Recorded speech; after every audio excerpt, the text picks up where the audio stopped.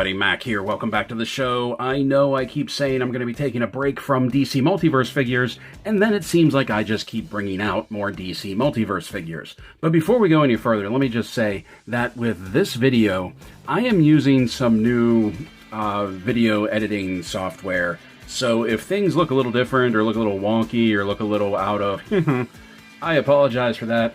I'm still, trying out this new software, this new image editing stuff. So I'm still getting a feel for it. So if things are a little off on this one, I apologize for that.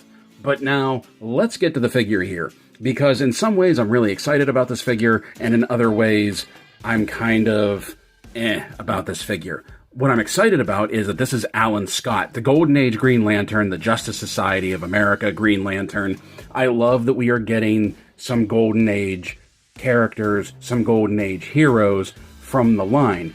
We kind of had that with Shazam, because Shazam could be considered a Golden Age hero. His look hasn't changed too much, and the first figure of Shazam that came out could be used for that Golden Age Captain Marvel. But then we also got the Action Comics #1 Superman. We have this one. We have the Jay Garrick Flash that came out. And if you look at some of the new Collector's Edition figures that went up for pre-order, namely Hawkman, you could even argue that you could use him for Golden Age JSA team, things like that.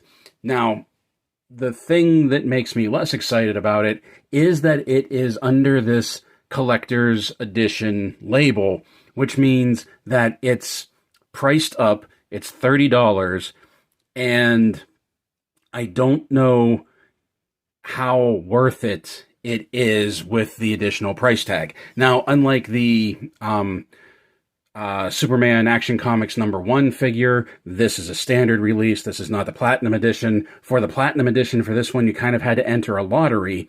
I'm not sure if that's still going on at time of this recording. I'll check that out, and if the lottery is still going on, I'll put a link down in the description below. But I think the lottery for the Platinum Edition of this has come and gone.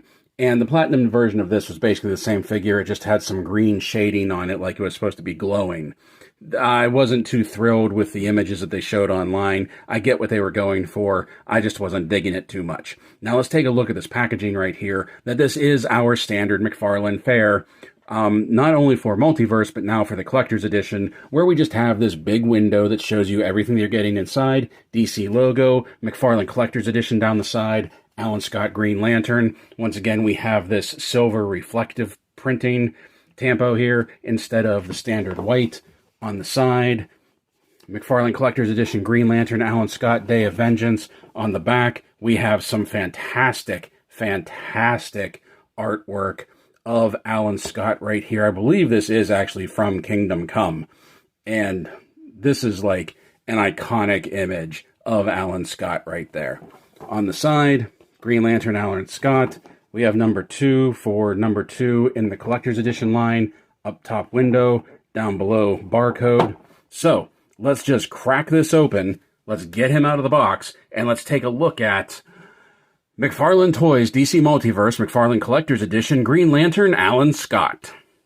Okay, here he is, Alan Scott, out of the packaging, and putting the tape measure to him, we can see that he is approximately 7¼ inches tall to the top of his head.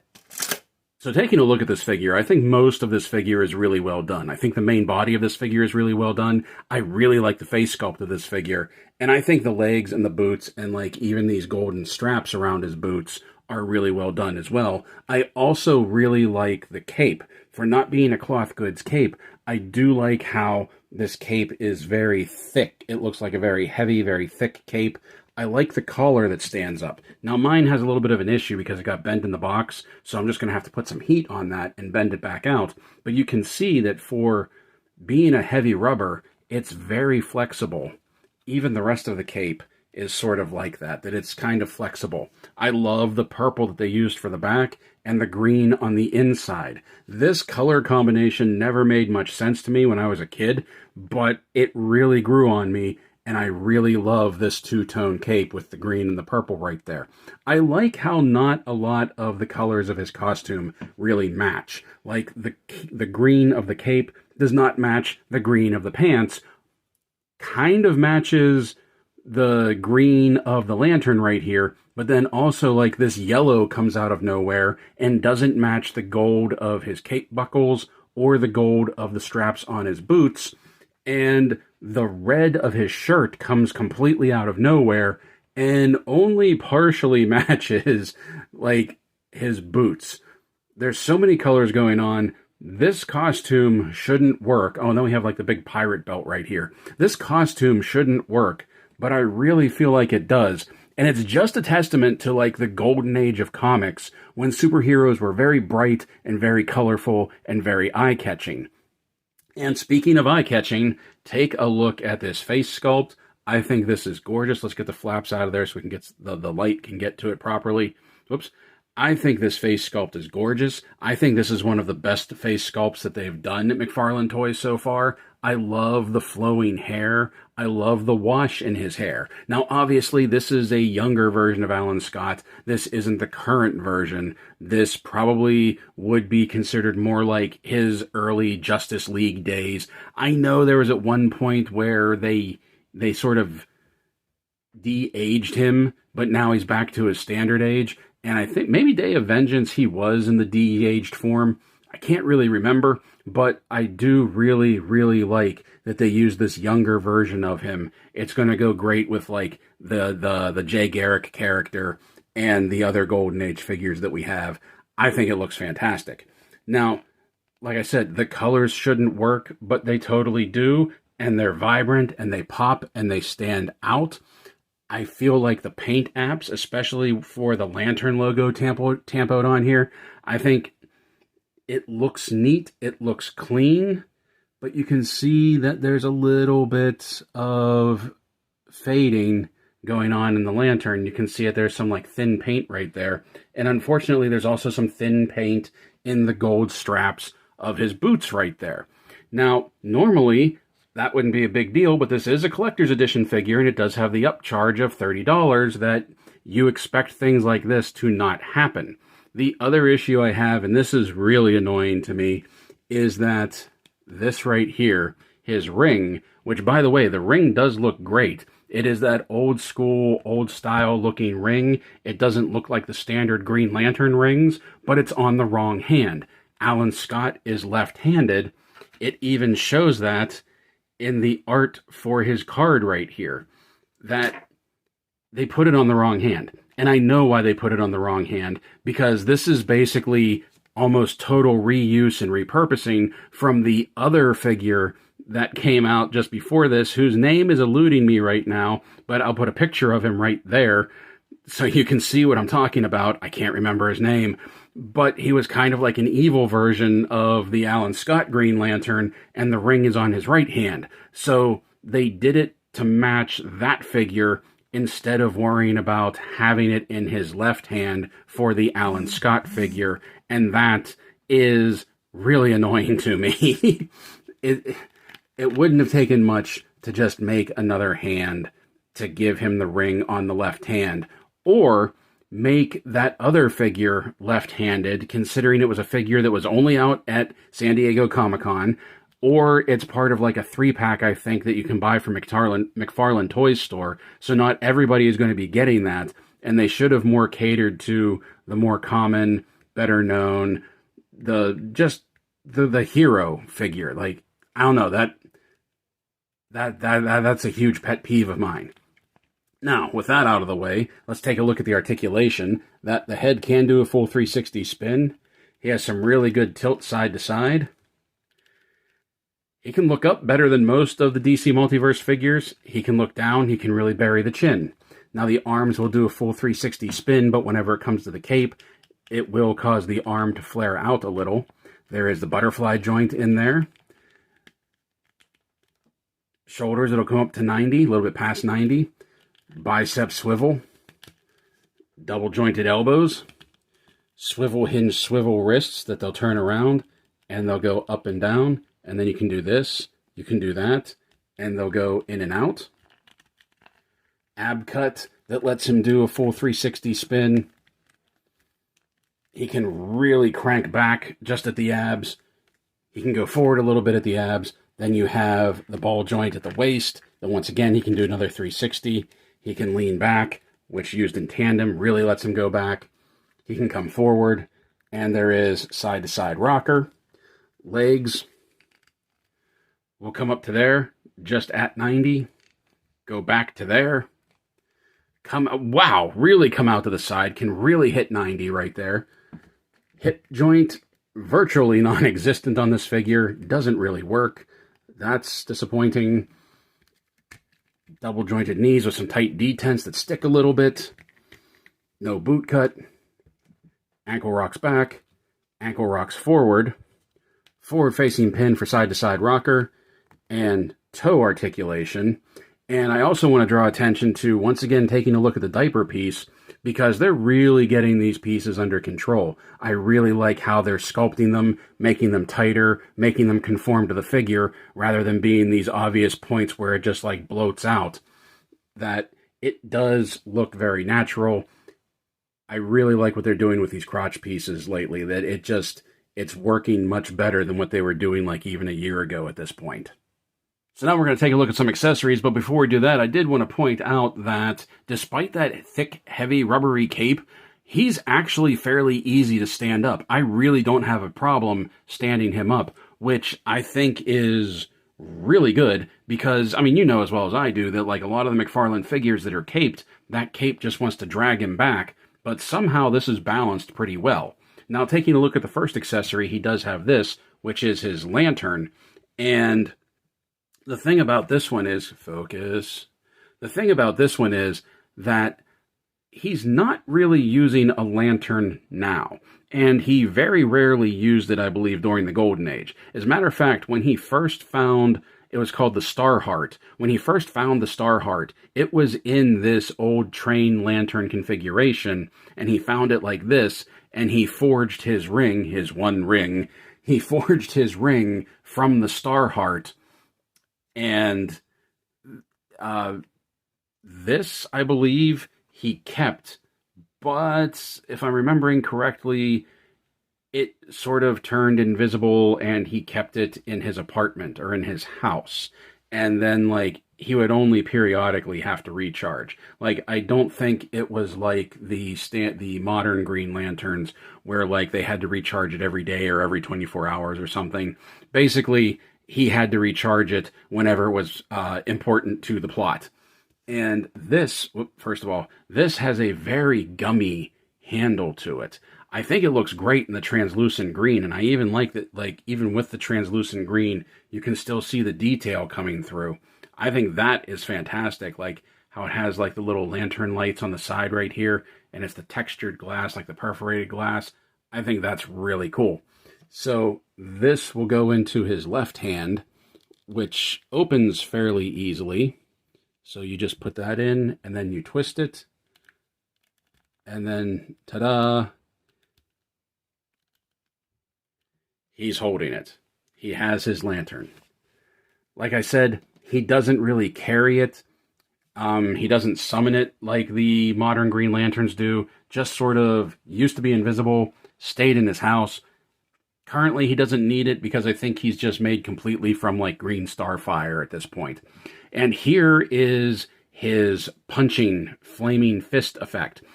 Alan Scott didn't really make constructs like the modern Green Lanterns do. I mean, I think he does now, but that's just because he's a Green Lantern and fans expect Green Lanterns to do stuff like that. But before, it was basically just like a green flaming fist, and it fits right over top of his fist with the power ring on, and it actually looks really cool. Like, that looks a lot better than the Hal Jordan punching effect that we got with the Hal Jordan Dawnbreaker 2-pack, and I really like the translucent green. They did some really good sculpting here and really made it out that you can still see the flames, you can still see the effects, you can still see, you can still see everything coming through on this like jade piece right here. And I think that just looks great. And it fits on him very easily. You can see that, like, depending on how you put it on, you can still, like, utilize the wrist movement, which I think is actually really cool as well. Or it can, like, completely come down his arm, and you can see the flame coming off of it, which is another aspect of it that I really, really like. I just wish it was on the correct hand. Okay. So there's Alan. And something else that we have, which you kind of saw already, is he does have his collector's card. And this is the Kingdom Come drawing for it, the Kingdom Come artwork for it, which looks fantastic. We have the McFarlane Collector's Edition in the silver lettering down the side right there. On the back, we have the bio. Go ahead, pause and read. But also we have the card stand, which I know there's a large group of collectors that don't really care about this, and it seems like whenever this card stand is included, that's pretty much a signal that the price of the figure is going to get inflated considerably. It does look cool if this is kind of what you're going for, if you're going to be displaying the figure like this, but also, like, shelf space is at a premium. Most collectors' shelf space is at a premium, and you don't have room to do something like this. The only card stand that I use is, quite honestly, the one for my Movie Maniacs Wicked Witch of the West, because the card is also the certificate of authenticity, and I just put that next to it. And finally, what we have is our DC figure stand. Unlike regular DC figure stands, this has the DC logo tampoed in silver. Unlike the Platinum Edition Superman, he does not come with a pegged stand and a flight stand. He only comes with the peg stand. And I know a lot of people, including myself, was getting upset that a lot of the McFarlane figures are only coming with the regular stands and not a flight stand. The more I started thinking about it, and the more I looked at my old McFarlane flight stands, I'm actually okay with that, because those flight stands don't really hold up. As a matter of fact, unless it's brand new, none of my McFarlane flight stands will hold a figure up anymore. The claw just keeps falling down. And now for size comparison, here he is beside a couple of other Golden Age McFarlane figures, Action Comics #1 Superman Platinum Edition, and Jay Garrick Flash. Here he is beside Mattel WWE The Hurricane and Hasbro Marvel Legends Quasar. Here he is beside Lanyard Toys City Hunter Predator and Xenomorph Drone. And finally, here he is beside NECA Toys Warduke and Grimsword. I appreciate any time we're getting figures from the Golden Age of Comics. DC Comics is the Golden Age of Comics as far as I'm concerned. So the Action Comics #1 Superman, the Jay Garrick Flash, now the Alan Scott Green Lantern, and I want more of these. I want an original Dr. Fate. I would love to get an original Wildcat, a Sandman, characters like that. Fill out the Justice Society, old and new. Give us Stargirl, give us Starman and Stargirl. This could really be like something fantastic. I love the Golden Age figures. That's why I am really annoyed that he's right-handed on this figure and not left-handed. I'm sure somebody is going to come out, some third party is going to come out with a hand that will let you put the ring on the left side, and that's definitely going to be something I'm going to take a look at. That's definitely something I'm going to be looking for, because that's just really annoying to me. It's like a small little thing. I think the figure is really good. The only things that I question about this is this whole collector's edition line. There is nothing about this figure, to me, that says this is a $30 figure. There is nothing about this figure, to me, that says this is anything more than the standard 7-inch scale figures that we get for the McFarlane DC Multiverse. I don't understand what this collector's edition is supposed to be, other than giving us figures that we've been asking for and just upping the price. And if that's the case, that's a little low. Including this card stand with new figures and calling them collector's edition, like, you can't take a figure from like $20 to $30 or $25 to $30 just because you put a card stand in there and call it collector's edition. Especially when the figure isn't even properly done. That's why that whole left-handed versus right-handed thing with this figure really bothers me. Honestly, if this was the standard $19.99, the $20 figure, or even if this was the $22.99, one of the $22.99 figures that came out for a while there, and he had it on his right hand, I don't think I would be this upset. But you're calling something collector's edition. You're saying for collectors by collectors. You're charging $30 for it, and you can't even put the ring on the correct hand. That is why that annoys me. Also, as you saw, there's thinning paint on my figure. There's thinning paint on the bootstraps. There's thinning paint on the Green Lantern logo on his chest. I don't understand how you can have things like that, once again, in a upcharged figure that you are calling collector's edition. I like the figure. I like the figure a lot. I would like it better if it wasn't $30, though, I will tell you that much. Because all of these little flaws that basically, on a standard figure, could be overlooked, could be forgiven, could just be met with a shrug saying, hey, that's the business. But when you're calling it collector's edition and you're charging $30, things like that, there's no excuse for them. I'm really curious to see where this collector's edition goes, especially when you consider that the next 3 figures that came out for the collector's edition we saw are Hawkman, Sinestro, and Firestorm. And once again, they don't really look like figures that warrant the $30 price point. After this one, though, I really do feel like I'm going to be sort of backing off of the DC Multiverse figures and focusing more on G.I. Joe and maybe some other lines that I've been neglecting, because I just don't feel excited about McFarlane figures anymore. I don't feel excited about the DC Multiverse figures anymore the same way I get excited about like anything that comes out for G.I. Joe or any of the onesie-twosie figures that I pick up for Masters of the Universe, Masterverse figures, or even the NECA D&D figures. I just don't feel excited about it the way that I used to, so I might be backing off of it. Let me know what you think. I know, like, the DC Multiverse line, especially from McFarlane, has sort of been, like, a recent point of contention for a lot of collectors, that there are a lot of collectors that are on the fence. Let me know what you think. I'm genuinely curious where people stand on this, if you even collected them in the first place. So play well, everyone. Stay safe, stay healthy, and as always, thank you for watching.